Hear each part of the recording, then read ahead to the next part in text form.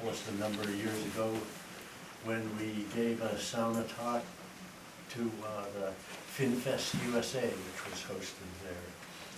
And he snuck through Monson earlier than that on another research trip. But Frank's from Idaho, he's a historian, and this is the first of 2 talks he's going to give in Monson. And I hope you all come back for the second one, which is sauna specific, which of course I'm kind of wild about, but everything I've spoken with him about is totally fascinating. So I think we've got a good visitor from 2,000 miles away. Wow. Thanks. Nice. Okay, thank you, Derek. We'll grab the, oh, Sorry, sorry. we're on the other side, I didn't know. Oh, How well. to getting near. Try Someone coming else in the here. car. There's room, right? Oh, yes, we got plenty of room. Come on in.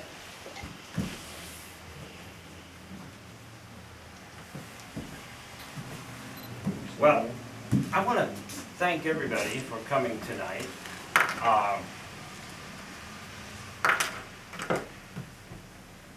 This new deal here, we're going to try that. And I want to thank Estella especially for inviting me and Wayne and Estella hosting me while I'm here. And it's been a ball. I've had a great time the last couple of days already, learned a lot of stuff. I had been in Munson once before, and when she extended the invitation, I said I'd love to come to Munson again. And so that's why I'm here. And what I do is do travel and research. Well, I had to come past the Winnebago outside to come on in. And I travel and document primarily Finnish log construction. And I have written one book about it, which is this one here. Now the book itself is out of print, and I'm working on another book, so I didn't re-print this one. But I do have that available on CD. Excuse me. You bet. Go ahead. I have it available on CD. They're $15, and you can just go right through the book. And if you want, the CD is not logged. If you want to have it printed, you can have that done too.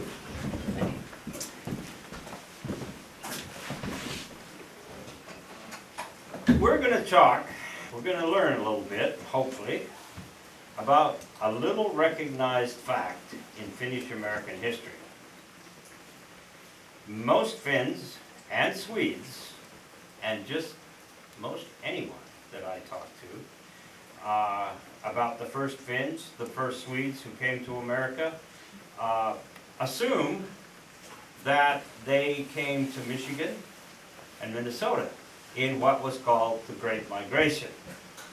Now, for the Finns, this was between 1860 and about 1900s, 1920s. For the Swedes, it was earlier, 20 or 30 years earlier than that. But the first Finns who came to this country were Forest Finns, who came to settle the New Sweden colony in 1638. For those Finns, from those Finns descended America's most historically significant Finn, John Morton. Now, the Finnish-Swedish history is very closely intermingled here. We'll point out some differences, but the colony was a Swedish colony. So most of what I'm talking about, the Swedes are involved with it as we go along. My emphasis is about the Finns, but a lot of it has to do with the Swedes. And when we're done and we have questions and answers, I'd be happy to answer anything that I might have missed. Okay. Now, in all honesty, most Americans, let alone the Finns and the Swedes, never even heard or know anything about the New Sweden colony. And that's understandable, because it's only a blip in American history, lasting from 1638 to 1655, when the colony was taken over by the Dutch, and then shortly thereafter it was taken over by the English. From the Dutch, And then William Penn came, and of course, we all know the history after William Penn came. Okay, we kind of think that's where it all started there. But it wasn't. It actually started with the Finns and Swedes in the Delaware Valley. Today, we're going to place these first Finns and Swedes into historical context, explore exactly who they are, why they came to America, and why their descendant, as I mentioned, John Morton, why is he so significant? Now, the Kalmar nickel and the Fogelgrip. This is a picture of both of those. It was painted many years ago. To do that, to talk about the history and put things into perspective, we need to know about the colony itself. We need to understand why and how and by whom it was created. And most importantly, what part did the Finns play in this? Now, obviously, if it's called the New Sweden colony, it was settled by Sweden. But it wasn't the Swedes alone who created it. And we'll get back to that. Now, the next slide here shows what are called the rocks. And this is in present-day Wilmington, Delaware. And they still exist, and this is where they disembarked. Now, how many here have heard of or are familiar with the Kalmar nickel? Anybody know what the Kalmar nickel is? Okay, well, here's the best way that I found to explain it. The Kalmar nickel is to the Finns and to the Swedes what the Mayflower is to the English. It is that first ship, it's a ship, that brought the first Finns and Swedes to America. And they came in 1638. The colony was started in 1638 when the Kalmar nickel and the Fogelgrip landed on the rocks that we see here. As a little pointer here, I don't know if it's, but this whole area is called the rocks. Where's the date? Pardon? 1620, it should have 1638 on it. And this was a tributary of the Delaware River, and then they called it the Christina River after the King of Sweden, Queen of Sweden, Queen Christina. Today it is what is known as Wilmington, Delaware. A replica of the Kalmar nickel is within a few hundred feet today of this landing site. During the summer season, it sails along the coast and is berthed in a very impressive new visitor center. And if you go to Delaware, it's well worth a visit to see the Kalmar nickel. Inside this visitor center is an exhibit about the forest Finns and the log cabins that I created last year and put in there. This is where the rocks are. It's called Fort Christina Park. And this is now a national park, as of a few years ago, like 5 years ago. It is the smallest national park in the national park system. The King and Queen of, and the Speaker and Parliament. We're going to talk a little bit about history. Now this is some recent history. In 2013, which was the 375th anniversary, the King and Queen of Sweden and the head of the Finnish Parliament stepped ashore from the replica Kalmar nickel on to the rocks, just like all of our ancestors did when they first came. It's important to know that when it happened in 1638, Sweden was a world power when they first came. A competitor with England, Holland, France, and Germany. Now, under the rule of King Gustus Adolphus, she had become a giant in commerce, trade, and was a military leader on the world stage. Sweden was very, very popular and very powerful in 1638 when all of this happened. And it's important to keep that in mind. Now, we have a map. Sweden ruled the Baltic nations, including Finland. Finland was a province of Sweden at this time, although it retained its own government, culture, and language. Unfortunately, waging war, as King Gustus Adolphus was doing, cost money. And even with her commerce and her shipbuilding, the king's treasury was always depleted. And very importantly, the king was a devout follower of this new Protestant religion called Lutheranism. So when he was presented a plan for a colony in the New World, he was interested. The plan for the colony was hatched in 1624 by a Dutch trader, William Uslenix, who cut the king's ear with the suggestion to plant a colony or colonies in Africa, Asia, Australia, and America. Now, America was the only one that they pursued. He presented the idea of a lucrative trade with the natives and then spiced it up with the moral obligation to propagate the Christian faith to, and this is their words, the heathens in the remote parts of the world. Never underestimate the power of religion. The king, an ambitious and a very religious man, found Uslenix's ideas very enticing. Also, his powerful chancellor, Alex Oxenstierna, supported the idea of a Swedish trading company, and the Southern Company, as it was called, was created. The church also got involved. With the blessing of the king, ministers were calling on their laity to contribute to this missionary endeavor.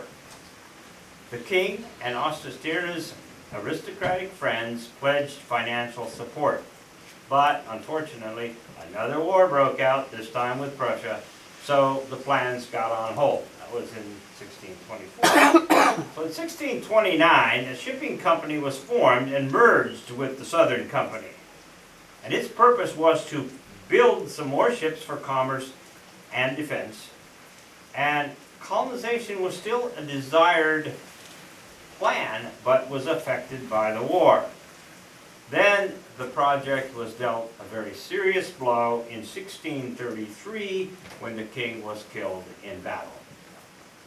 His daughter and the successor, with Christina, was only a child, and the affairs of state were carried on by a very powerful and authoritative Chancellor, Oxenstierna, until she reached majority.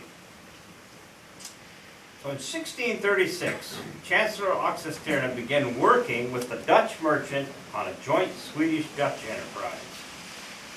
They were joined by Peter Minuit, a former general director of the Dutch West Indies Companies of New Amsterdam. Now, the Dutch were already, it was called New Amsterdam, they were in New York. They'd already established their colony there. Now, Minuit had been dismissed from the company for not so clear reasons, and undoubtedly saw this venture that the Swedish government was putting together as a way of getting even with the Dutch. Come on in. Oh, thank you, sir. Absolutely.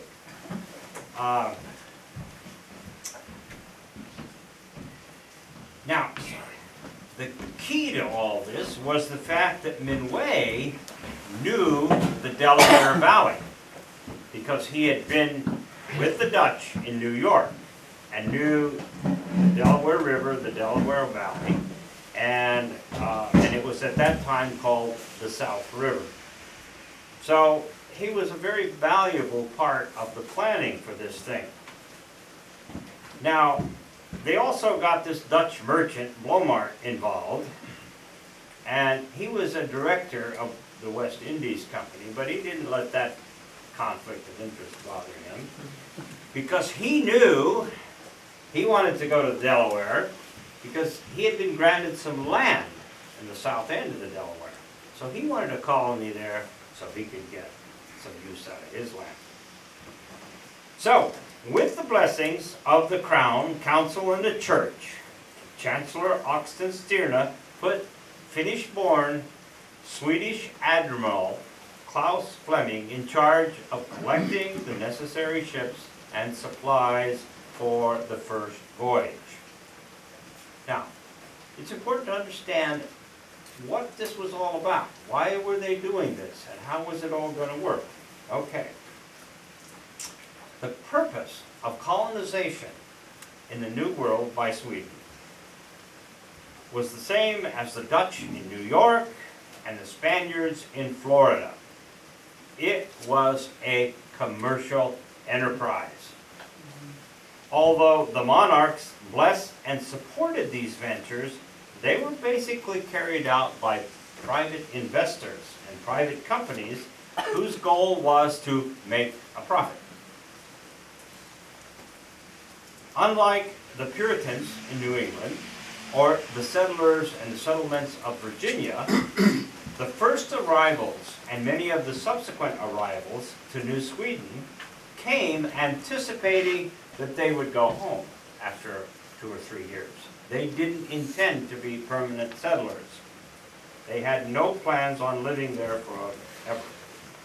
However, policies and attitudes began to change as the colony progressed, and the organizers realized that if they were going to be successful, they needed permanent population, not just temporary people. The business plan for the directors of the company was really pretty simple. Bring a ship loaded with trade goods, bring it in to the New World, and trade it with the natives, whom they termed as savages, for beaver and other pelts that were extremely prized and highly valuable in Europe. And while you cheat these savages out of their goods, to keep this on a high moral ground, you try to civilize them and bring them into Christianity. Now there was another part of this. It was called the tobacco trade. The other commodity you sought in America was tobacco. Again, highly prized and expensive in Europe, where everyone had just taken up the practice of smoking and chewing. You trade with the English for it in Virginia and or down in the Caribbean, keeping in mind that no successful manufacturing had been undertaken in any of the colonies. Imported goods were in great demand. So if you brought good imported goods and machinery and parts, you could trade that for tobacco, which brought lots of money back in Europe. So in the fall of 1637, the first ships were outfitted by Fleming, sail out of the harbor of Gothenburg for the Delaware River. The route would have been a very circuitous route, and a southern one that hugged the coasts, down along the coasts, as much as possible, and shortened the open sea exposure, which was very dangerous and treacherous. The first arrivals were in March 1638, and it was 23 men under the command of Peter Minuit. Most were soldiers and officers. Magnus Kling was their commander, and Huygens was their business manager. Remember, this was a business enterprise. It was setting up trade goods. They immediately set out building a fort of logs and earthworks and some log cabins. Those would be the first log structures built in on the American landscape. The Finns and Swedes brought the log cabin to America. This is also true about the sauna, because they brought the sauna to America in this New Sweden colony. The place was called Fort Christina, after the Queen, and they started trading goods with the natives for their pelts. Now, to get an edge on the business, now the natives could trade with the Dutch and they could trade with the English, but the first voyages were offering a little bit more money for these pelts and a little better trading goods than what they could get elsewhere, because the Dutch had already been trading with them for a long time, especially the Dutch. And so they captured a lot of the business. Minuit met with the local chieftains and negotiated the purchase of land rights extending from Duck Creek south to Christina, at the south end, and through Christina to Trenton Falls. About 70 miles of the western side of the Delaware River. Now, I said land rights. Never mind the fact that the Native Americans had a different concept of land than the Europeans and had already sold those rights to the Dutch. And again, would sell them later to the Dutch again when they took over the colony. But they weren't talking about selling the possession of the land. It was the right to use the land is how the natives understood it. Of course, the colonists didn't see it that way. So, in July, the Culmar Nickel and the Fogle Grip leave on a trading mission to the West Indies. And remember, they were on tobacco, where Minuit was lost, actually, in a hurricane. The Culmar Nickel returns to Sweden full of tobacco, and the Grip comes back to the colony that they had just established for a load of beaver pelts, because there was some time there. They had to get the trading done, and they got the pelts in. So they loaded up, and they took off and went back to Europe.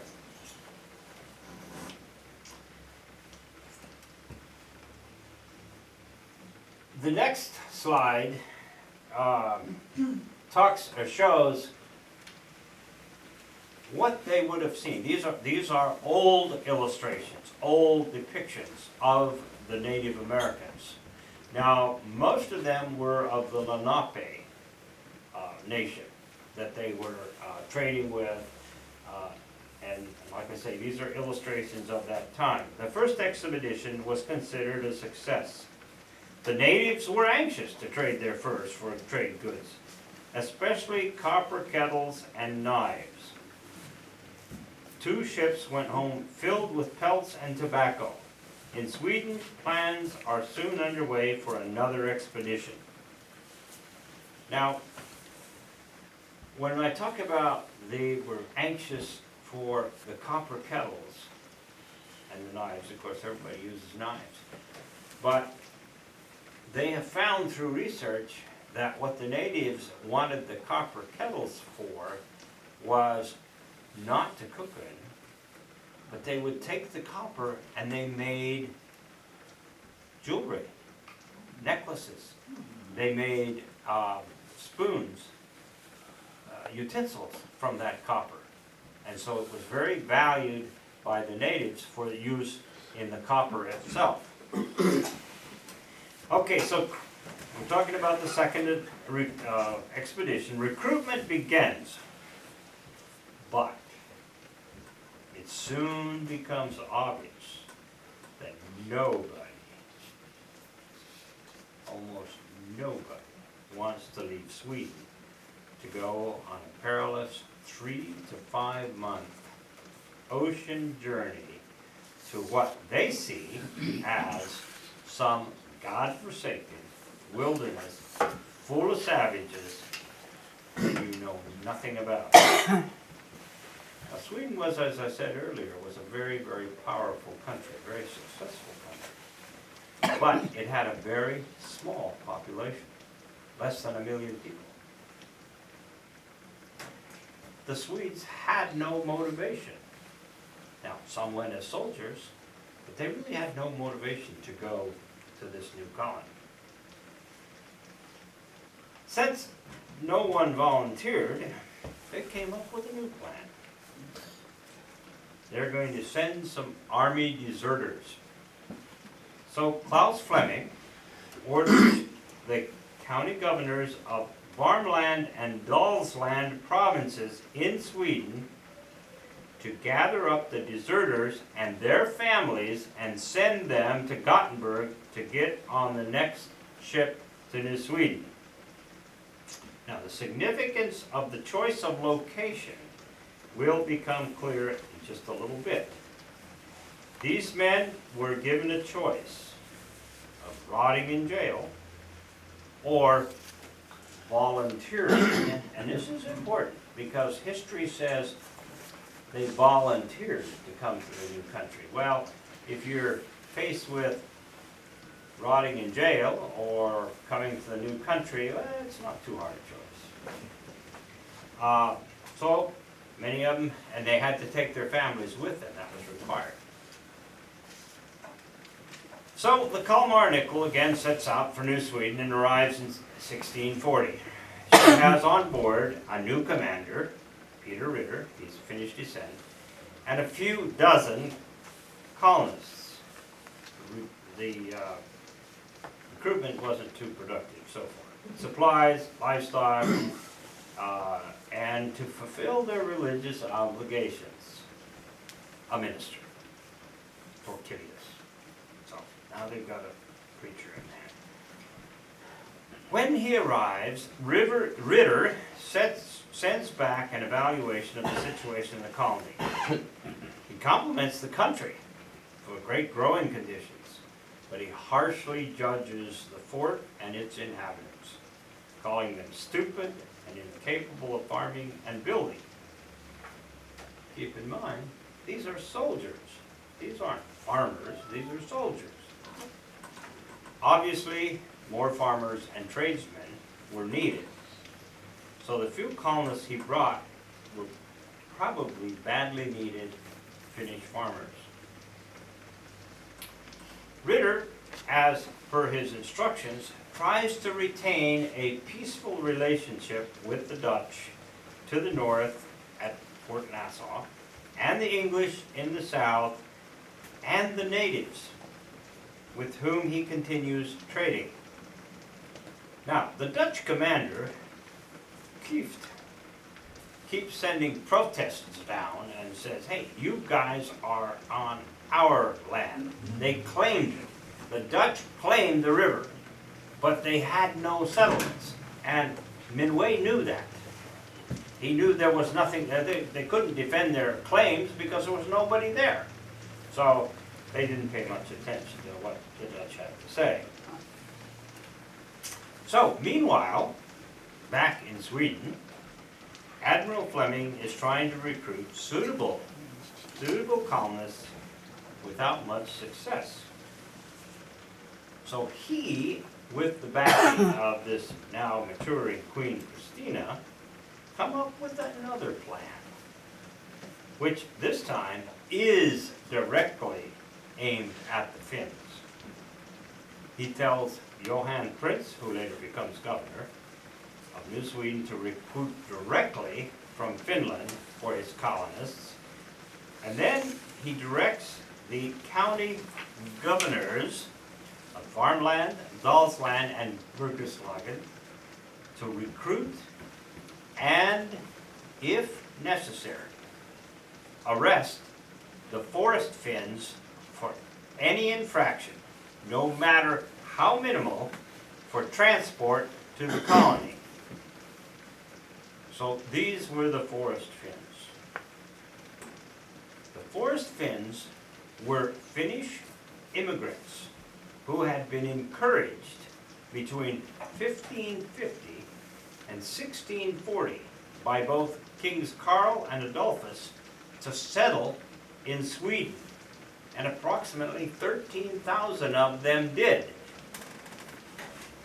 These farmers came from eastern Finland, the Karelia area, and were given letters of settlement, allowing them to take up farms on crown public land. The king wanted the forested lands, which had sparsely populated areas, and therefore that's why he picked these three provinces, to put them into agricultural production. So there would be guaranteed a further tax base. Now, the Forest Finns employed a method of clearing lands which was referred to as slash and burn, which meant cutting down the trees, pulling out the big logs, and then burning the slash as where it lay. Now, this slash burned created a very, very productive soil for growing rye. Many times more productive than cultivated land. Now, at that time, rye was the primary grain that was in use. However, the rye also depleted the soils after a few years, and therefore more land had to be continuously put under the slash and burn, so they would move to a new area of the forest.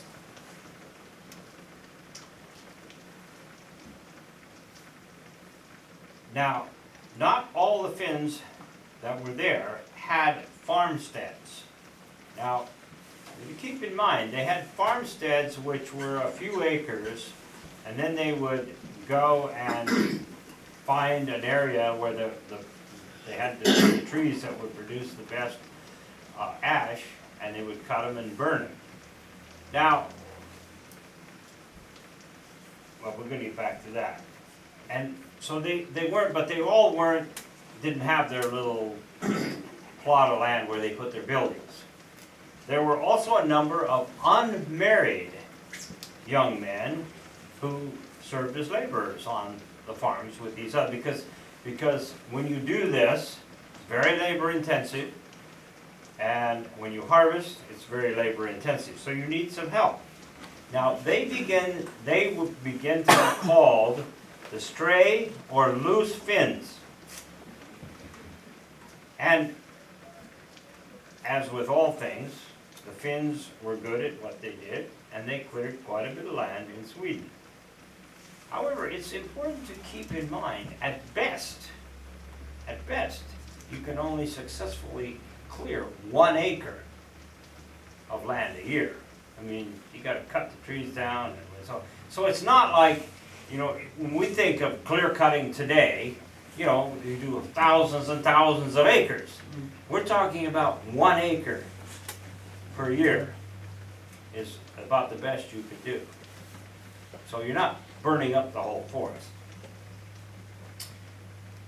However, this led to some considerable discontent for the natives. Now that would be the Swedish in this case, who were accusing the Finns of destroying their forests and killing their game. Well, you know, they were hunting and fishing and subsiding on the hunting and fishing and doing their slash and burn.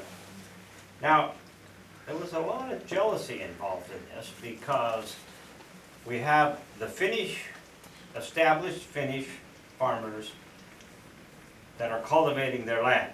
Okay, they're getting a rye crop. And then you've got these Forest Finns over here who are using this method.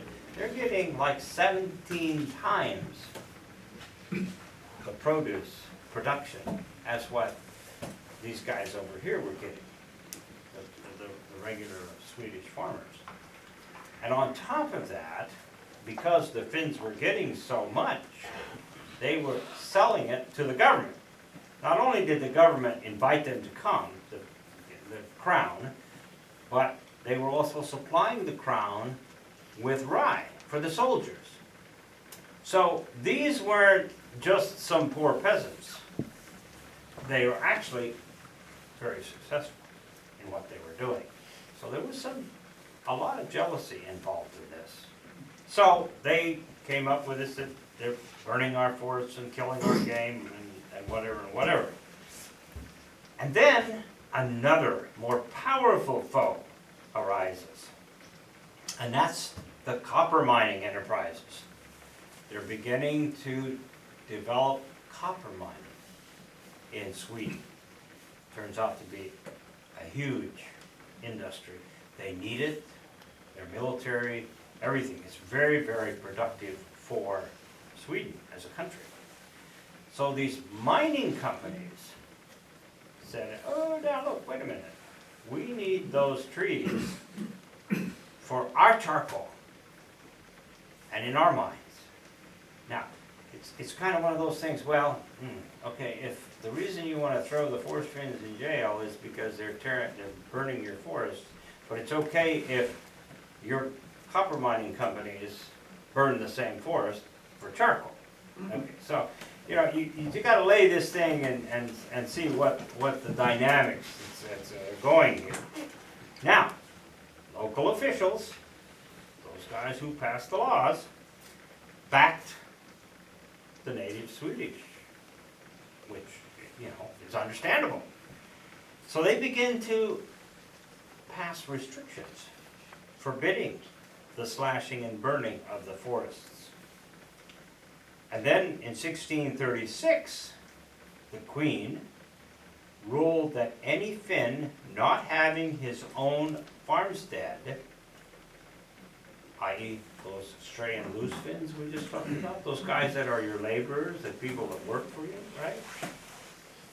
They either had to go back to Finland, or they could volunteer to go to the New Sweden colony, you know? Or they could go to military service.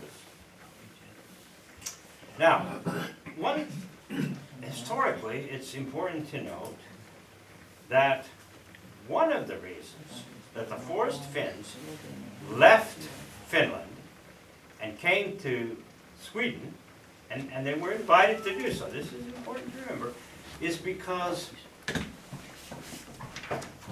where's Finland? Okay, here's Sweden over here, and over here is Russia. And Sweden is always at war with Russia. So who gets trampled in the middle? Finland. Who gets conscripted to go to war for Sweden? Lots and lots of Finns. So when they have this opportunity to go to Sweden and hide in the forests, you know, and that's what they did basically. They went in the forest and hide in the forest. Nobody knew where they were. They were just farming away and doing their thing.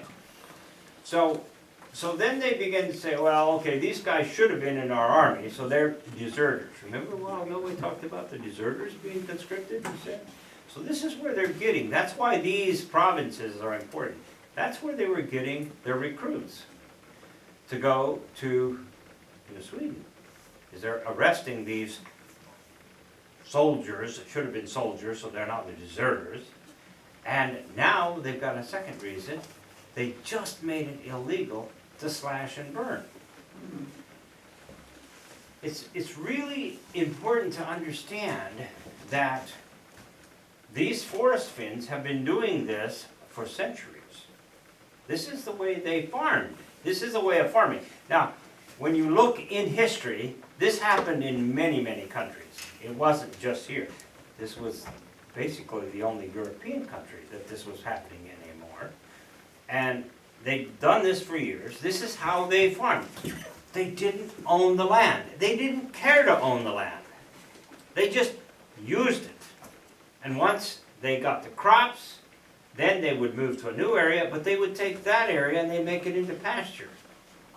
So it was just a natural progression. So all of a sudden, you're taking people that have done something for centuries, and you're saying, you can't do that.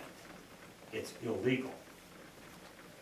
And so, when you read history about New Sweden Colony, you will see a number of references to criminals. The criminals were sent to New Sweden. But this is how they became criminals. What they did was outlawed. It was illegal. So, the local officials, they begin to pass the laws. 1638, the Queen says all these loose Finns, they gotta either go to the military or go back to Finland or go to New Sweden. Now, so any infraction was reason to send the Finns to jail or to America. One example that we see in history is a soldier who cut some of the crown's apple trees. Okay, cut some apple trees along to the crown. And he was given the choice of being hung. I mean, this isn't a legal paper. He was given the choice of being hung or going to America. Now, what do you think he chose? Okay. But he volunteered, remember that. Thus, in 1641, many Finns found themselves voluntary conscripts to Swedish penal colony. In a sense, that's what it became. Where they would send, but they did this because all of this was like, everything came together. The Swedish mining companies wanted the trees back, and the New Sweden colony over, which was supported by the king and the crown and everybody else, needed recruits, and so they put their heads together and they said, well, here's where we're going to get some recruits. And the Swedes just, they didn't have any desire to go because they were very, very comfortable. You know, Sweden was a powerful country, so they didn't want to go. Now, some had to serve in the military, and they had to go because they were military. So, Klaus Fleming, in addition to getting his Finnish and other recruits, got rid of this Dutch partnership he had gotten into. And so the Southern Company now becomes New Sweden Company, wholly owned by the Swedish enterprise. The Kalmar Nickel, along with the Charitas, arrives in New Sweden in 1648 with 40 colonists, including many, many Finns, horses, cows, sheep, and farm implements. Rural agriculture could commence. More cabins were being built, vegetable and tobacco was being planted. That year, a blockhouse was built as a church. And blockhouses were built as a fortification, and as sometimes just a supply, where you keep supplies and keep them well guarded. But they also served well as a church. Now, obviously, not many of these kind of buildings have existed, but I did find a picture of one in, I think it's Latvia, where this is in a museum over there. And this is kind of what they would be. So they could be guarded over with that, and then they would build out of logs. Now, in 1643 edition brought some big changes. When it arrived, they brought a new governor. This was Johan Prince, another minister, Campanus, and a number of colonists. Now, Prince, well, he was quite a man. He weighed 400 pounds. Oh, wow. He was an irascible military tyrant. And his first move was to establish the capital of the colony, not at Fort Christina, but at Tinicum Island on the Delaware, where he built Fort Gothenburg and his home, which was called Princehof, and a log church. This was the first log church built just as a church. Now, in his 10 years of governor, New Sweden colony was transformed from just being a trading post to becoming a real colony, and it did prosper. Prince constructed several other forts along the Delaware to maintain control over the river. Of course, this really riled the Dutch, as they were forced to submit every time they came up the river to their fort, Nassau. They had to pay homage to the Swedes, so that grated them every time they came up the river. He forced all of the English and Dutch who had settled and come down and settled into his colony to swear allegiance to Sweden, or he forced them to leave the colony. You might say diplomacy was not his strong suit. The relationship the New Sweden inhabitants had with the Native Americans was different in many ways than that of the other settlements in America. Throughout the history of the colony, one can say that they were almost always on good terms. They never went to war with each other, and the Swedish never mounted any kind of eradication movement, even though Prince wanted to, against the natives. Now, that is the history when you get down to the Florida, Virginia, the Dutch. They tried to eliminate the Native Americans. The Finns and Swedes in New Sweden lived with them. They dealt fairly peaceably with them. And this makes a big difference in relationships.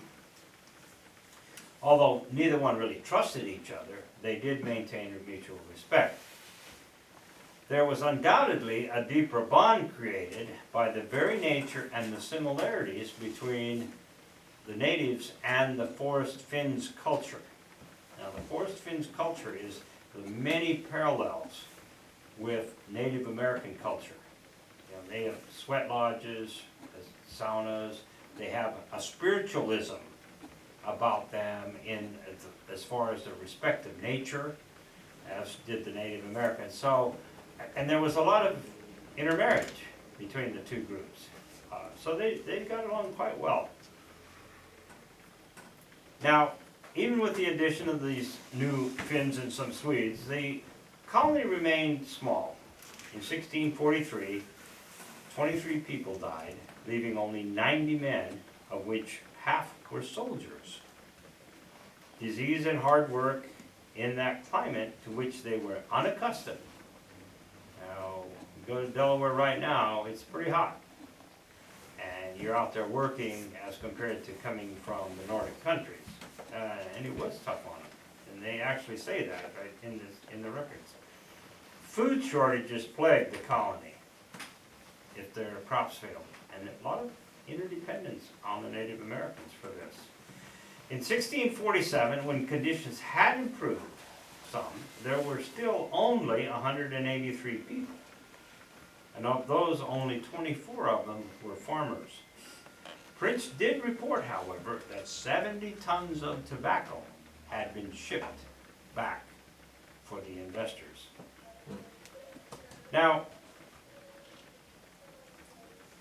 the support that Sweden got during Prince's governorship was very, very erratic because they're still having wars over there. You know, Sweden is still fighting anyone they can fight. And so it was pretty disappointing. You know, they wanted this colony, but they didn't want to spend the time and the money to keep the support. Ships were far and few between and carried few new colonists. His request for more military support was going unheeded, something not unnoticed by the Dutch governor. Stuyvesant, who dwelt the colony a crippling blow by moving his new fort, Casimir, downstream in 1651, effectively taking over control of the Delaware River. This was the beginning of the end. Coincidentally, attitudes were beginning to change in Sweden. Word had spread among the Finns and among the Swedes that America was not such a bad deal. In 1548, with new laws destroying their agricultural practices, there was a law passed, the 1647 Act, which forbade all slash and burn agriculture. So they're just faced with this, but they're also hearing that things aren't too bad over there. There were over 300 Finns who petitioned Queen Christina for permission to emigrate. Unfortunately, disaster struck that expedition, the Cotton, and she ran aground in Puerto Rico, and hundreds of lives were lost through death and slavery at the hands of the Spaniards. But in 1653, a very tired and disgruntled prince leaves his beleaguered colony for Sweden on a Dutch ship. He just skips town, promising this 200 residents that remained that he would return with some new recruits. Of course, he never returns.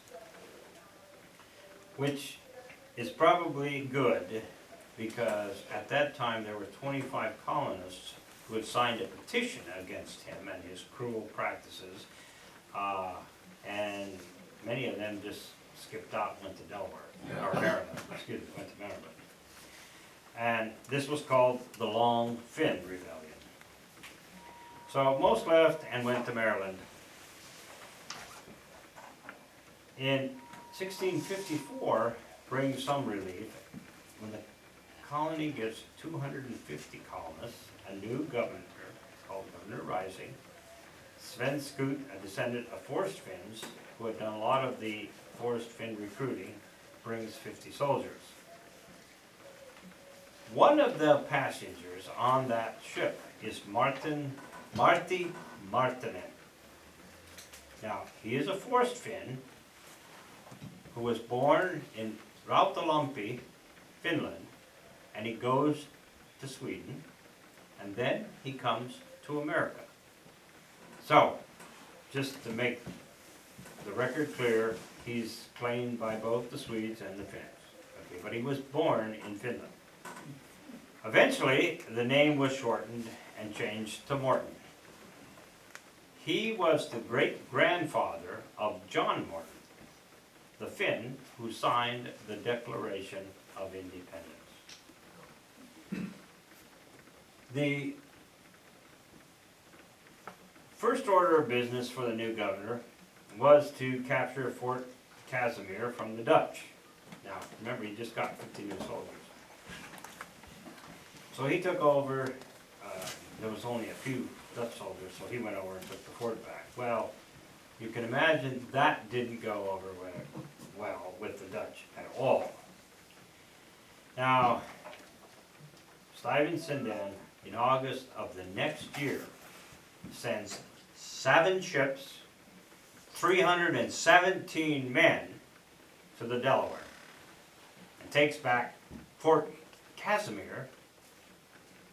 And just to put the frosting on the cake, he takes Fort Christina. So, Rising is captured. The whole colony has now become a Dutch colony, 1658. Now, one more ship actually came. It was the Mercurius. It arrived in 1656. Of course, they left. When they left Sweden, they didn't know anything about the fact that they didn't have a colony anymore. And it brought several more Finnish families on that one. Now, after it became a Dutch colony, there were, and they came over on Dutch ships, but there were some Finns who still, Forest Finns who were leaving Sweden and Finland and coming over to settle in New Sweden.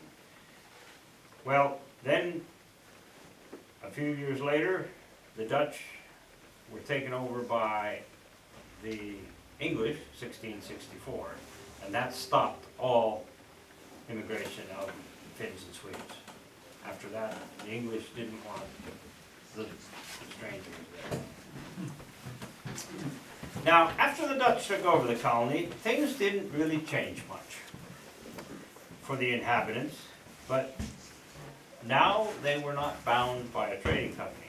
Everyone who was there swore allegiance to the Dutch, and they kept what they had, and the New Sweden Company was gone, and the people that were part of the New Sweden colony, the officers and what, the Dutch gave them a choice. You can stay if you want to, or we'll take you home. We'll give you a ship and get you go home. So some stayed and some went home to Sweden. Now, people really didn't care whose flag was flying, because they had what they needed. They had what they wanted, which was a place. They had land. They had productive land. It was very productive there. And so they stayed. And then when the English came, they didn't care. They just had to swear allegiance to the English. So they stayed. But as I said, 1664 was the end of any migration over to the new colony. So John Morton was a signer of the Declaration of Independence. But it's a little bit more important than that, because John Morton was a delegate from the colony of Pennsylvania. And he cast the deciding vote as to whether the delegation from Pennsylvania was going to sign the Declaration of Independence. And so after he signed it, it was then passed, and then that was a majority for the Declaration of Independence. So his participation was very, very important. Now, most people don't know a thing about John Morton, haven't even heard about John Morton, and for good reason, because as we study American history, he died a few months after the signing of the Declaration of Independence.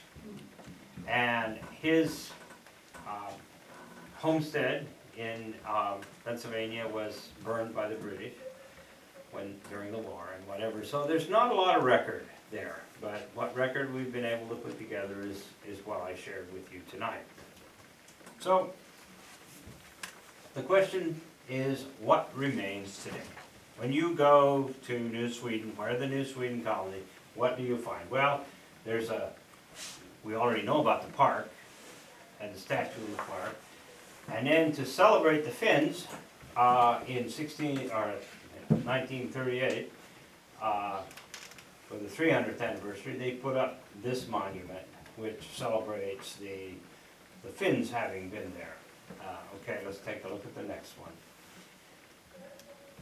So we have monuments, there's some houses, there's a granary, there's some churches, there's place names, and of course the spirit of the Finns and Swedes lives on. We'll take a look at the next slide.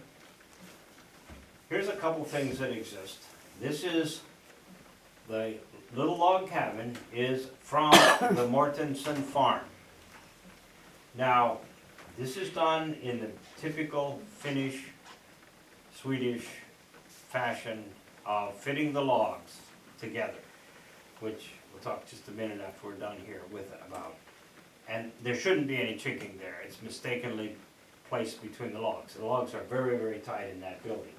The other building that I show you here is it's called the Nuffnagel cabin, built around 1640 by a Finnish immigrant. And it is the oldest log cabin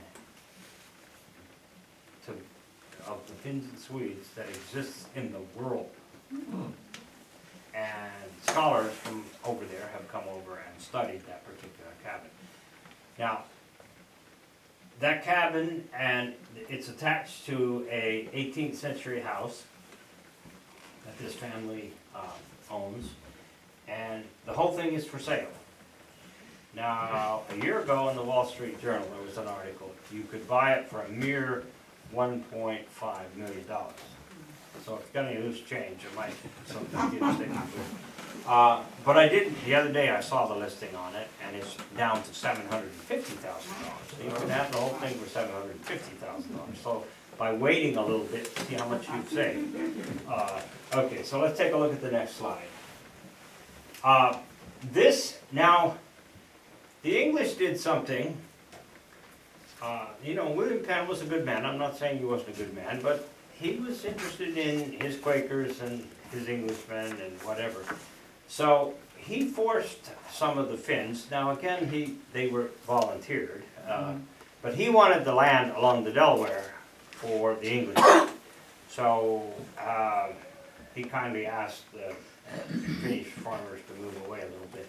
The history on this one up, the Mons Jones, was done early 1700s, I don't remember the exact date, but that was built when he moved over onto the Schuylkill River. And this is up by the Schuylkill River, changed it.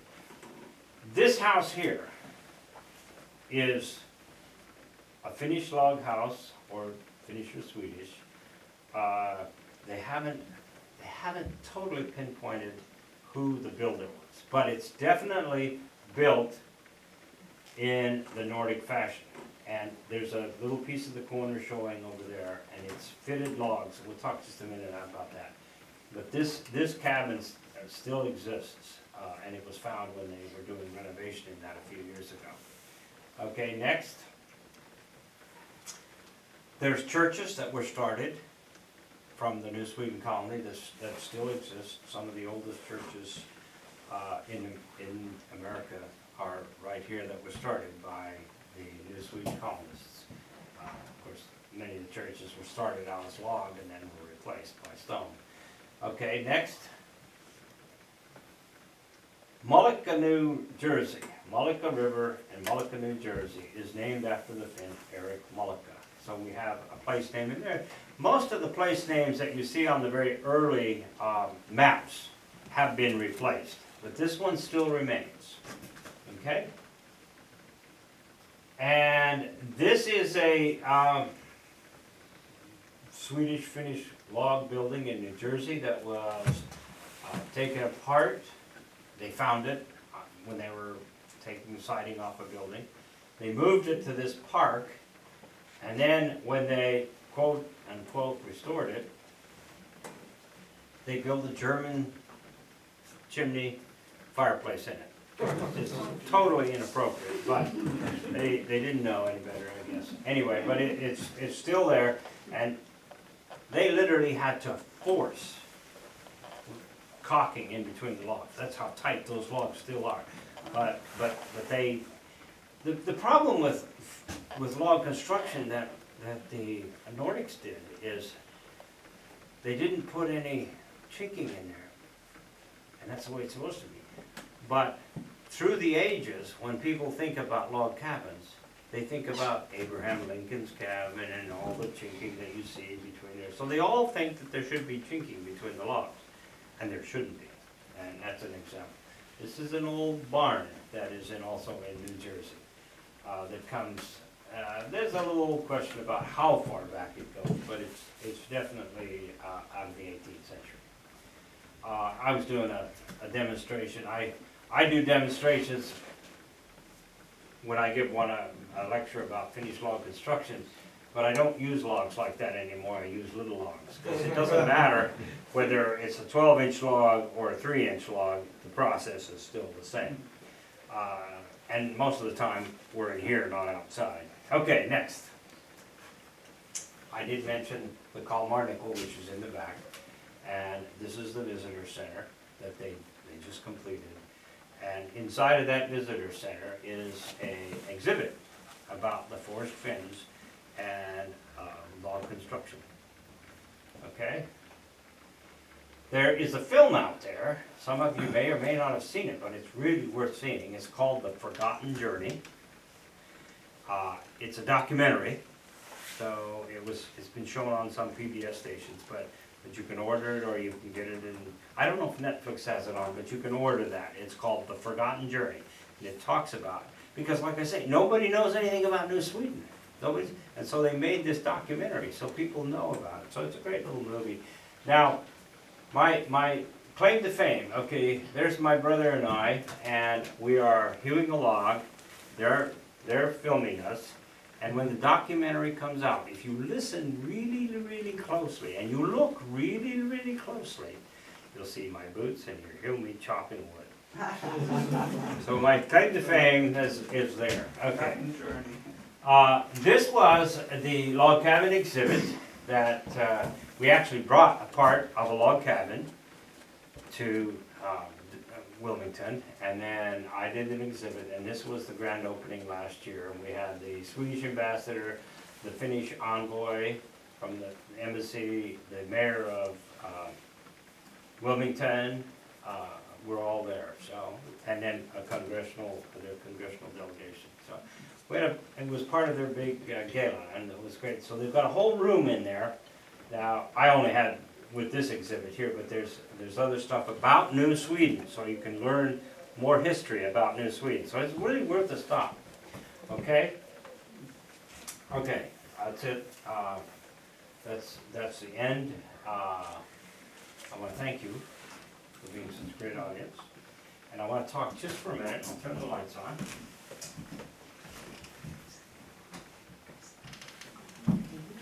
About log construction. What's that? Oh. I think that's a good idea.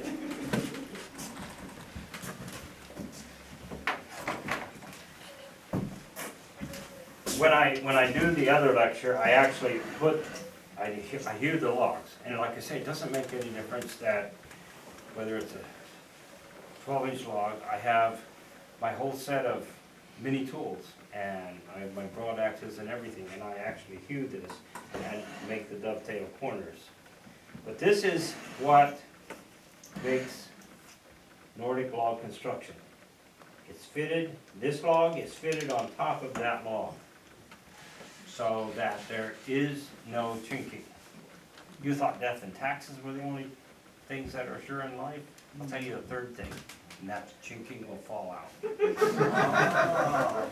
So the Finns and the Swedes learned centuries ago, let's get rid of chinking. And so they came up with, yeah, it's an art. That's why I call it an art in my book. But it's an art to be able to do that and make those logs fit. But then you're not messing around with chinking anymore. And there's all kinds of joints that they'll come up with, but the two basic joints on their cabins was the cross logs like this where they're notched and together, and then the dovetail. Sometimes when you see dovetail corners, and you see some logs that may look like they're pretty tight, have chinking in them, the way you can tell that it was made by a Finn or a Swede is, if you look at this, these are what we call double dovetails. They go that direction and they go that direction. It's not a single dovetail, which would be straight across here. And your Germans, Bavarians, did a lot of single dovetails, but they always, the Finns did, when they did a dovetail, it was always double, because it holds, it locks better. So that's sometimes a key, and this is, and then you put pins between the logs to hold them like that, and then you hold the corner with your double dovetail. There are no metal fasteners, and these are made, these are done when the log is green. If you ever try to hew a dry log, both you and your axe will be tired very quickly. But that's how they're put together. Now, I like to show these because this is what I call the secret weapon of the Finns. This is called a vara. It's a scribe. And you take, and it's hard to illustrate on a short log, but we all know that logs are not perfectly straight. But let's just, in our mind's eye, take this log and you extend it out here, and then pretty quick it kind of goes like this. So if you want that tight joint in there, the next log you put on top of that has got to have exactly the same shape. Because you don't touch the top of this log. This is just like when we took the bark off of it. You know? Okay? Don't touch that. You lay that other log on top of that one, and then you use this scribe, and you follow this log, there'll be a space in there, follow this log, and it scribes a line onto your next log. And then you hew along that line. And so if this log goes like that, your next log on top of it goes like that, and it follows along. And that's how you get this tight fit. Now, sometimes you will have a shoulder, these I went all the way down so they don't have a shoulder. But, see that? And then this is, once it follows the profile, then you cup it. You put a cove in it, and then it sits down on top of that. And so, when it rains, the water hits that, it can't go through the logs, because this one is shaped like this. Now, the question comes up, why would you use a broad axe and square log to start with? There's two reasons. Number one, what I just told you, you want the water to roll off of that log. You want it to go down, get off of that log. Now, you thought death and taxes and chinking were the only things that will always happen. Well, there's a third thing, and that is logs, when they dry, will always split. And that's when Murphy comes along and he says, okay, log, if you're gonna split, I want you to split at the top, not at the bottom. The log can do anything it wants, but it splits at the top. And so the water runs in, goes in that split, it's inside that log, and it rots that round log from the inside out. And you don't know until it's too late. I mean, it takes a few decades, but it rots out. So Finn said, yeah, we're not gonna put up with this crap. So they hew the outside, so it's square. The other thing, you've all heard that term, the heartwood. Okay, when you look at a log, you take this part, you take the soft part off. Now you're dealing with the heartwood. And so it's more durable. So that's why they square the logs. More durable, resists the water. This is what sets Nordic log construction away from any other nationality and from what I often refer to as American log construction. It's not easy. You have to learn it. It's a learned trade, but they did. So that's what I talk about in this book, is about log construction, how it's done and whatever. So, okay, enough out of me. Do you have any questions about anything that I've talked about tonight? Oh, come on. Oh. Where can you find some of those tools, your scribe, that kind of thing? Well, the next time you can find hen's teeth, that's probably where you want to look for one of these. They are, first of all, they're all handmade. They're either made by the user or they're made by the blacksmith that you know. Now, this thing here slides back and forth, and when you, and that will vary this here. So if you happen to have more space between the logs, you need, so that varies. But because they're all handmade, there are very, very few of them. And every year I'm always looking for them. I found this a couple years ago. I love this one because this one came out of Michigan. And there's a good example. This does move. See, so if you need a tighter fit, you do that with that. This is made from the copper wire that is used in mines to run a conductor cable, a neutral cable into the mines. And it runs along the ground. And so some Finn said, well, you know, I need a Vada, so he just grabbed some of that copper wire and made one out of that. So it's kind of cool. This one here, like I say, I found this, and for the exhibit in Wilmington, I could not find it. I had 5 years I looked for another one. I could not find one. So I have a cousin of mine who is a great blacksmith, and he made another one like this. And if you didn't know that it wasn't original, you wouldn't know it wasn't original. It's that well made. But they are very, very, so if you ever see one, buy it, and I'll pay you double whatever you paid for it, okay? What'd you call it? Vara, V-A-R-A, or scribe. It's called the scribe, but the Finnish word is Vara. So when you go to Finland, do they still make log cabins like this? Yes, they do. Now, they cheat like everybody else does, you know, and they use chainsaws and whatever. But you have something in this museum that I saw today that I will tell you I have never seen with the American Finns or Swedes. And it's called the pillow axe. It's upstairs in the cabinet. And it's not a broad axe, it's a Finnish axe made in Finland. And what it was used for was finishing. My experience has been that very, very, very seldom did the Finns in this country or the Swedes go to the trouble. Now, if it was a church, you might find this. But you would hew this log and you put a line on it and you hew down to that line. Well, and I've watched the Finnish videos, you leave a 1/4 inch, you put it all together, and then you take that pillow axe and you go right there and you smooth off that extra 1/4 inch. I mean, that guy is worth his weight in gold. I mean, that's a lot of work. But you have an axe up there, like I've never seen another one in this country brought over by a Finn. So anyway, it's pretty unusual. This is my favorite. I have probably a dozen broad axes, but this is my favorite broad axe.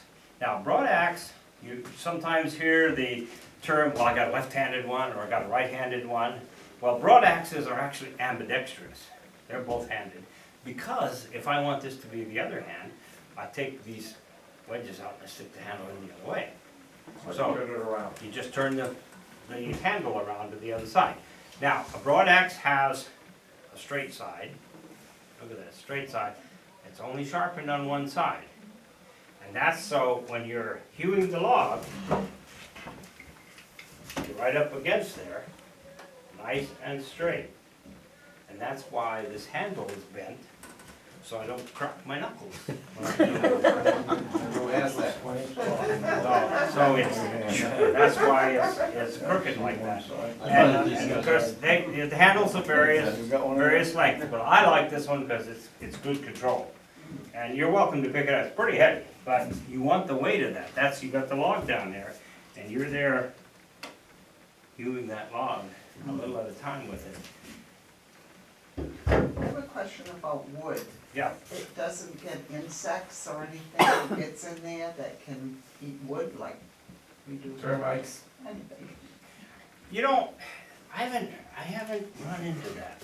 I mean, rot is the biggest thing that will plague your log cabin. And usually it rots because they don't keep the roof up. Or the first log rots because it's too close to the ground. You gotta keep it off the ground and keep it that way. And as time goes, it settles down to the ground and it wicks moisture and begins to rot. How long does it take you I mean, it's, obviously the length would have an impact, but to do a log, how fast? Oh, how fast to hew a log? Yeah. Okay. I did some log hewing last year. Most of mine has been in restoration, doing pieces and bits. But I started a small sauna, 8 by 8. Okay, so it's only 8 feet long. But I can hew the log on both sides. Now, the log is ready to go and it's marked. But if I start hewing it on both sides, I can do that in an hour. An 8-foot long. An 8-foot long one, yeah. And that's not what I do every day. So, Right. you know, if you did it every day, you'd become faster at it.